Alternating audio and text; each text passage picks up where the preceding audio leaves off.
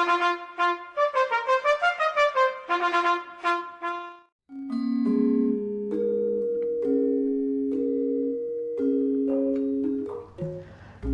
Aleihim, jumpa lagi dalam Renungan Harian GKI Kuitang.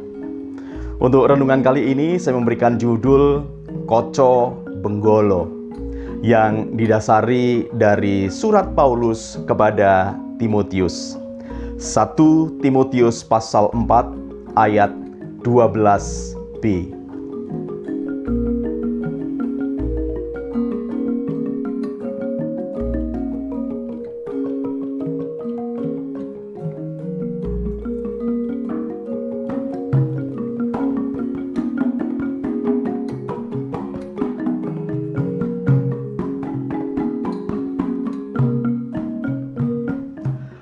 Koco Benggolo merupakan sebuah istilah dalam bahasa Jawa.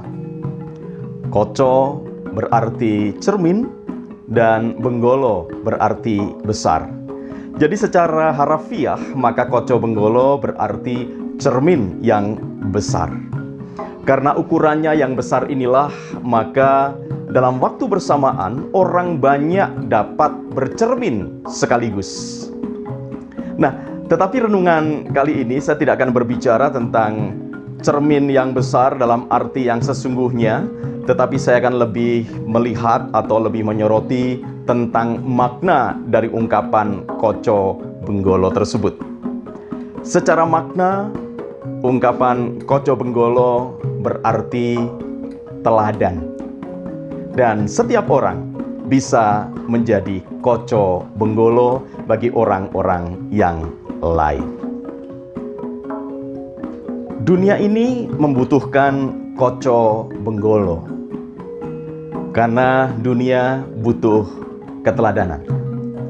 Dalam sebuah penelitian psikologi sosial ditemukan di sana bahwa kecenderungan manusia adalah meniru orang lain, baik meniru tingkah laku ataupun meniru pilihan.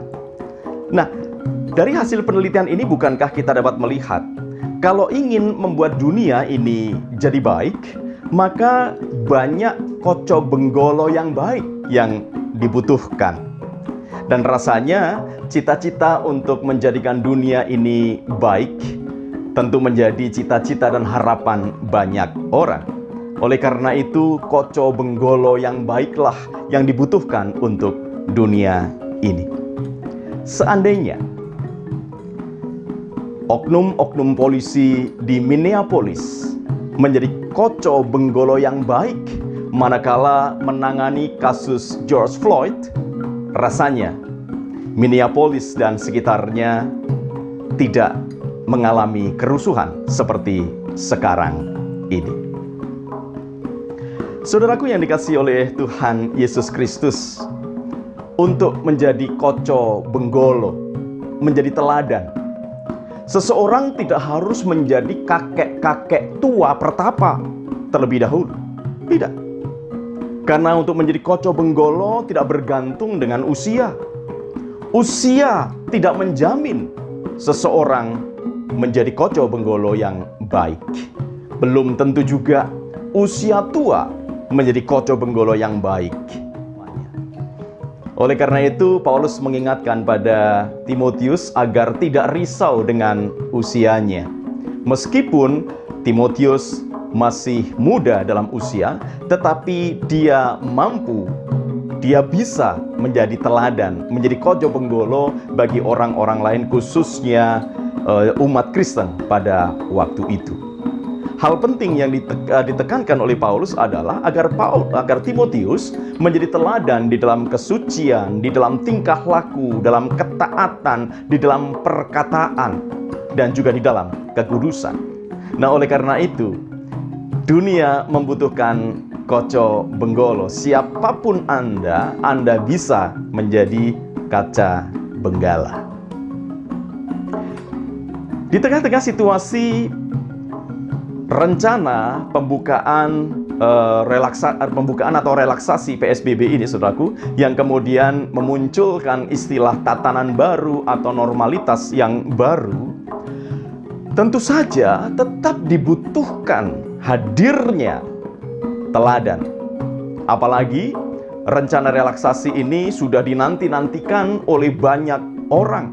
Mereka menyambut dengan sukacita pembukaan atau relaksasi dari PSBB ini. Bahkan menurut saya sudah bukan lagi sekedar sukacita biasa, melainkan sudah masuk dalam euforia, kesukacitaan yang berlebih-lebih, sehingga orang tidak lagi memperhatikan, orang rasanya tidak lagi melihat pentingnya protokol-protokol kesehatan yang ditetapkan oleh pemerintah.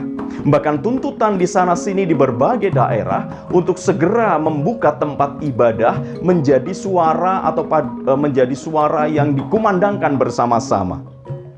Dengan alasan mall juga buka kok. Tetapi saudaraku, tentunya dalam kondisi yang semacam ini, kita sebagai orang-orang percaya harus bersabar. Kita sebagai orang-orang yang mengikut Kristus juga harus menahan diri.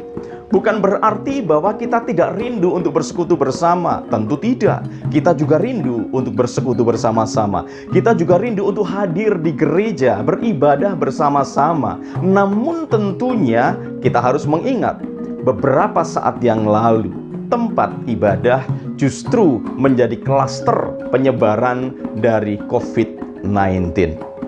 Nah, dalam rangka itulah maka tampaknya kita harus bersabar sejenak.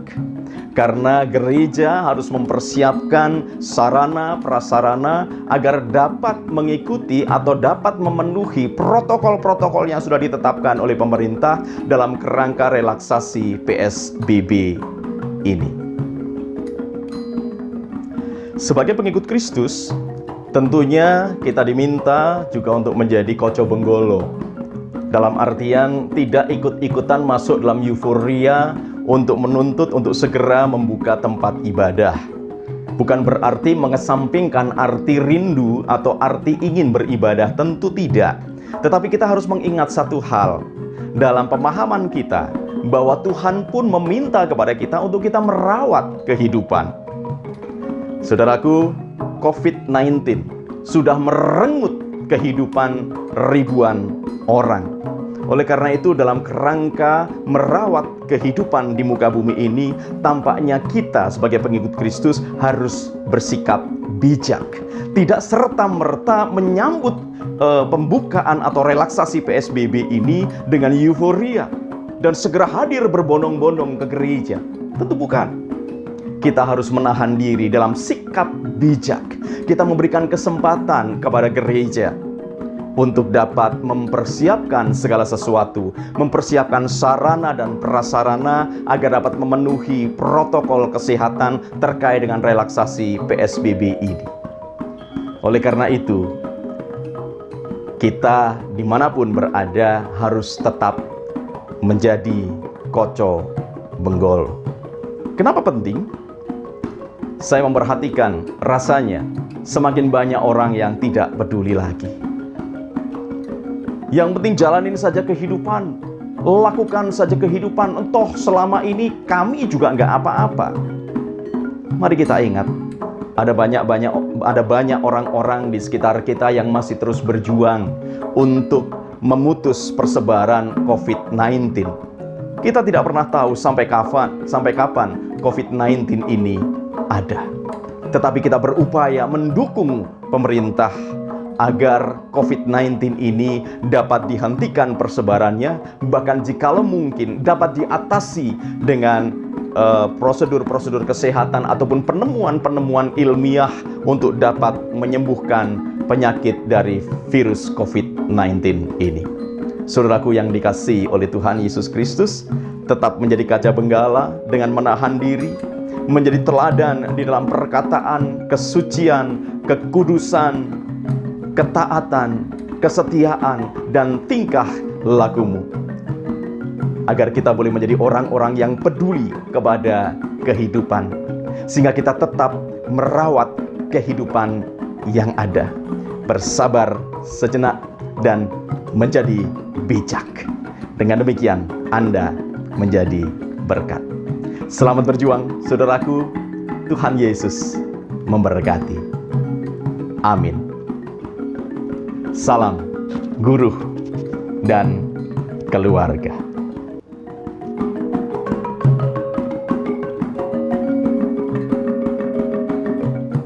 Saudaraku, mari kita berdoa. Ya Tuhan yang bertahta di sorga, kami mengucap syukur karena Engkau sudah mengingatkan kepada kami untuk kami menjadi koco benggolo. Tolonglah kami agar dimanapun kami berada, kami boleh hadir sebagai teladan bagi orang-orang di sekitar kami dalam perkataan, dalam sikap hidup, dalam kekudusan, dan dalam kesetiaan. Diberkatilah setiap orang-orang yang selalu berjuang untuk merawat kehidupan. Di dalam nama Tuhan Yesus Kristus. Amin.